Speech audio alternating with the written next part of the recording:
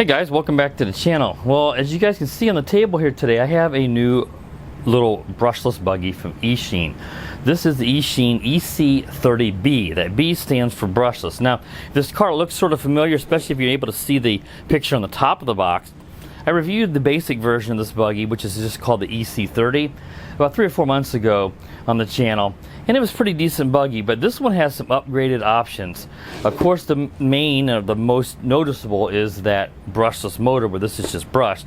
This also has metal drive train parts, metal dog bones and cups, and it has oil-filled shocks. The basic version just has friction spring-only shocks. They are not oil-filled. So, and I'll show you guys here real quick before we get the main buggy out on the table here. Here is the original version of this car. So this, as you guys can see by how quickly that bounces back, these are just friction shocks on the original EC30, and this is just a brushed motor that's inside of here, right there, just a brushed motor. I don't know how well that'll show up. Let me set that off to the side. So they mentioned some of the features of this, ready to run. It is 4-wheel drive, 2.4 gigahertz. It is a qualified, I think it says qualified shocks, adjustable ring. Basically, it's trying to say it's oil-filled shocks. It has full ball bearings, and that's really nice. Then it mentions brushed or brushless versions here, and optional metal spur and differential gears, which I assume that's going to be on this upgraded version. So the original version has plastic dog bones, and I believe the gears inside the gearboxes are also plastic, where this has metal. And then it mentions a splash waterproof electronics. So it can handle being splashed, but you can't submerge this buggy into any kind of water. They mention here the brushless version does have the aluminum capped oil-filled shocks and metal drive shafts, all metal gears inside. And that's referring to the one we have today. Of course, this one, as I just showed you, does not have that. So let's get this guy out of the box and take a look at it. So be right back. All right, guys, as you can see, we got the buggy up here on a little RC stand that I just picked up recently, and this looks pretty sharp. Again, this is 1/14 scale, and it has quite a few upgrades over the basic version. Now, you do need to install the wing or spoiler here in the rear of the car. So that does come packaged in this little bag. It comes with a smaller one if you choose to use that.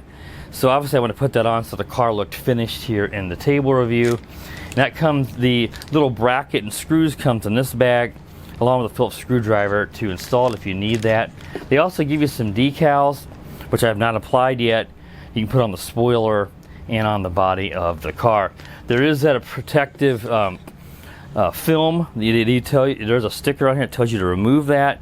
You want to also remove it from the spoiler because it looks like it may not be on there, but it is.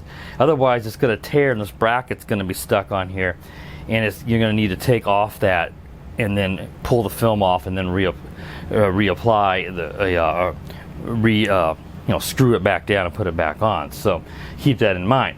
Now, as I mentioned, this has oil-filled shocks here, and this is much nicer. Look how smooth that is. And if I grab the friction version again of the shocks, you can see how that, look at that. And then this is, you can just tell it's much smoother. It'll dampen much better. In fact, we could probably do a side-by-side drop here of them. And look how that one bounced. Watch how the brushed version continues to bounce. It's pretty loud on my table, but that was one of my complaints whenever I was driving the original version. It's just a bit bouncy, but that's to be expected on friction shocks. So it wasn't like it was something I didn't expect, but it's just so much better. It just has a nice dampening as you expect on a oil-filled shock version. Now, of course, I don't have the body clips on the car, so we can pull it off easier here in the video. It also has metal dog bones here, as I mentioned, and the cups for the dog bones, and of course it says that the gearboxes here for both front and back are metal inside. So the brushed one, again, I can grab it to show you. It has plastic dog bones here. They're, I don't know how well they'll show up, but they're black and they're plastic. So those could break. You definitely want metal on a buggy like this. So let's go ahead and take off the body. And there we can see we've got the brushless motor, the brushless ESC, and receiver combo. And you have a standard 3-wire, let me move it around here. You have a standard 3-wire servo. So you don't have to worry about if you needed to replace the servo, you'd be able to buy any one that's that size with the standard 3-wire, and you don't have to worry about any kind of weird 5-wire servos that are not as common. Your actual hobby grade servo will work just fine inside this buggy. So yeah, it looks pretty darn sharp. Now it uses a 2S 1500 milliamp hour lithium ion pack with the Dean's plug. So you could use a 2S LiPo in there, absolutely. And it might have a little more punch, but LiPo is using this USB charger. You know, lithium ions are just a little bit more, they're less susceptible to swelling up and problems if they're not stored at storage voltage. So that's why they usually use lithium ions on some of these beginner cars. And you get some extra body clips. I got the 2 over here. You can't see that we're on the car, and you get 4 more there inside of this guy. So overall, this is pretty sharp. Again, it's basically the same car as the EC30. Just has the upgraded metal gears, upgraded metal dog bones, and the upgraded oil-filled shocks, which are far superior. And then the brushless motor. So this, the original version, if I'll try to link back to that at some point in this review, probably at the beginning of the drive review. You'll see it's not super quick, but you don't expect it to be with a 390 brush motor. And again, it's bouncy. This one ought to be considerably faster on the brushless motor. And more importantly, it's not going to be as bouncy. It's going to absorb the impacts and bumps off-road and not bounce around, so you can have better control of this guy outdoors. Yeah, I think that pretty much covers all the basics. If there's anything that I did forget to mention, I'll mention it out at the drive review. So without further ado, let's go outside for that drive review. So I'll be right back. Alright guys, let's take the Eachine EC30B, his upgraded brushless version of the EC30, out for its test drive. Now I mentioned in the table review, if there's anything I forgot, I'll let you guys know when I got outside, and I realized I didn't go over the controller. Pretty basic controller. These pistol grips, you know, they're pretty much all the same. It has a steering trim and a steering dual rates, which I've adjusted. You don't want to make you want to make sure your steering dual rate isn't set farther than than it can actually turn. Otherwise, you're going to strain the servo. So I've adjusted that. You also have here on the left above my thumb your steering reversing, your servo reversing, I should say. But off to the right, you have a low and a high speed, this little switch. We're going to start out in low speed so I can show you, and then we'll flip it up to the high speed. Otherwise, it's standard pistol grip, takes 2 AA batteries, has a nice foam grip, and you got your forward and your reverse and brake here on your thumb, I should say on your index finger. And you have an auxiliary, which I don't think this auxiliary does anything, but there is an auxiliary button on this, and like I said, it only takes 2 AA batteries. So let's put it down here and see how this little 4-wheel drive brushless buggy does in low speed. That already moves decent in low speed here on this grass, which is not actually more weeds in my backyard here. That looks to me to be pretty similar in terms of speed to the brushed version. I can't really remember offhand. The brushed version I would think had their speed rates, but I can't honestly remember if it had the speed rates or not. But one thing I can immediately, oh, we flipped it over. One thing I can immediately tell you guys is how much more stable it is with the oil-filled shocks. Because as I would drive the brushed version around here, it was just so bouncy. But I remember the speed was pretty similar to this. Like I said, I just don't remember offhand if that one had a low and a high rate on the brushed version or not. For some reason I'm drawing a blank on that. That's actually not bad. And if you're someone who's starting out, or you got this as a gift for maybe a younger person, this low rate might be kind of nice to start out in, but it's going to be a lot quicker when we flip it to the high rate. And let's go ahead and do that. Flip it up to the high rate. Oop, now we're kind of caught in some weeds. Let's get it out of these weeds first. Got quite a bit of weeds caught up in it. But yeah, it's going to be pretty quick, and you guys can see that that's pretty fast. You know, it is brushless, so it's to be expected. It's going to get a little squirrely on you at times, especially on these rocks and the high rates. So there may be instances where the low rate may actually be better. Yeah, that's pretty quick. I'd have to do a speed test on some pavement to get a really good accurate speed, but that's pretty quick.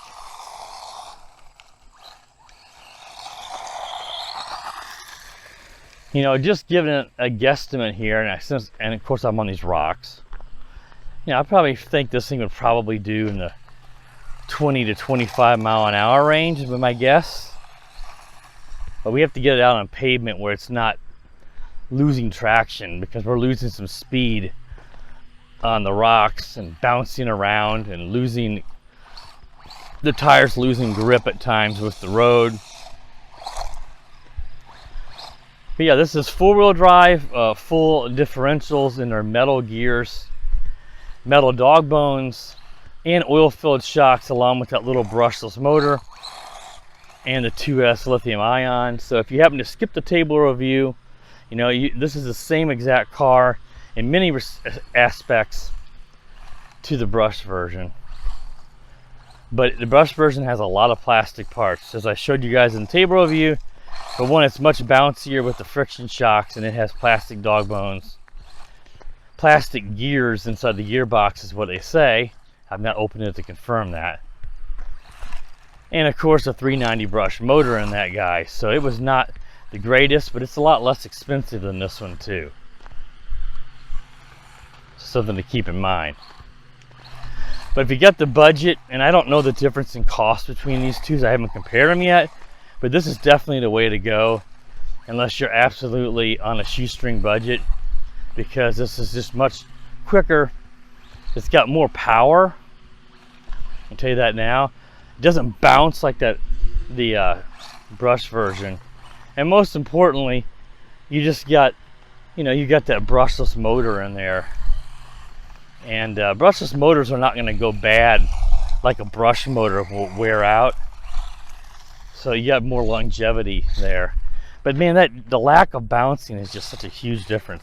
So what I like to do is I like to go to this little corner of the cemetery where I'm away from, you know, anybody's headstones and tombstones and that, where I can do a little jump test. And 1/14 scale and smaller will tend to struggle through the somewhat thick weeds and clover and grass here to get up this hill and jump. But we want to see where the brushless do it. And of course, we want to be in the high rate to try to get the best chance of getting some speed, so we can actually have a chance to not only get up the hill, but actually do some sort of jump. So let's see if we have any chance of doing it. I'm going to back it up, try to get as much run as I can. I don't think it's going to do much of a jump. Well, yeah, it did. Low rate on this, let's flip it to low rate. I don't think low rate's going to climb this with no problem, but I don't know if it's going to be able to jump much. But look, that's still pretty decent.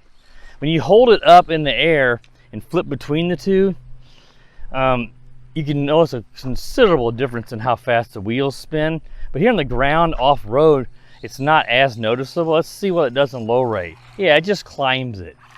So if you're just more wanting to climb, and of course reducing your top speed is going to also increase your run time. You're not drawing as much amps off that battery, so you get a longer run time. I don't know how much longer, but you should get a longer run time in the low. So let's flip back to the high, and let's see if we can get enough speed to get a jump. Oh! And it's going to depend on how I hit this, the different patches of clover and stuff, to get enough speed on this. Oh! But yeah, it can jump it. It's just that, again, this is just what I like to use for my RC car jumps. Oh! But it really does depend on the vehicle. And being brushless, this has a much better chance. But a big RC car, whoa, that was a good jump. The big RC car, the 1/10, 1/8 scale, those cars fly through this and they do really well here. But little cars like this, they tend to struggle on the grass. So you got to really, on these smaller scales, 1/12 and smaller, 1/14 like this, you need brushless to have a chance at getting enough speed. Yeah, it peels out pretty good in the rocks. Oh yeah. Yeah, this one's a nice little buggy. I want to think this controller, I think I mentioned this in the last video too, it looks like HBX uses like on their ground crusher, which I have, and I use that controller as well on a little 16889 truck I have, because it connects to it and uses the same protocol but has much better range despite only having 2 batteries. But what I'm getting at is this buggy has some looks of HBX, and it also looks a bit like ZD Racing stuff. So yeah, so I don't know, like I said, who makes these for Eachine. The name is, of course, the Twister, if I can say it, Twister XB, and that's the same name on the box for both versions.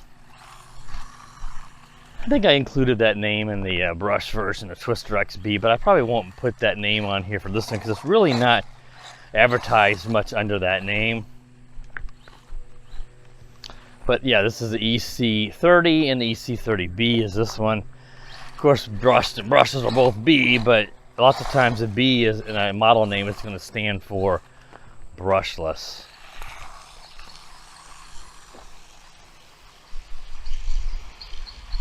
Yeah, it's not doing too bad, and that is fairly thick grass there.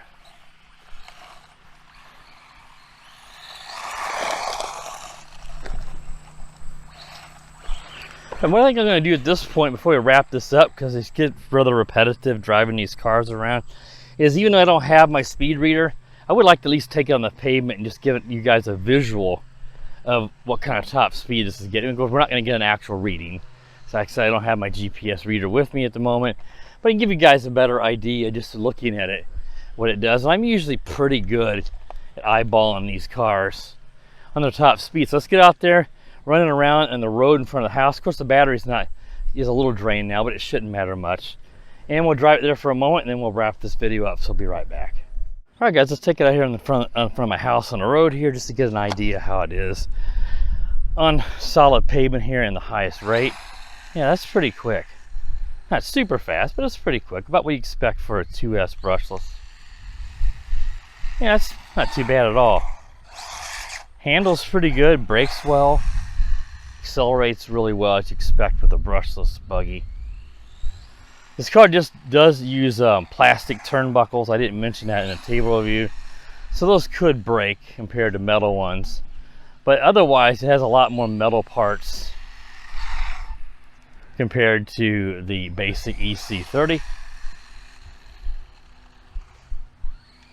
Yeah, I'm thinking that's probably around 20 miles an hour. I'm usually not too far off. I've driven these cars long enough, you can start to get an idea. And that's my feeling. That's probably 18 to 20.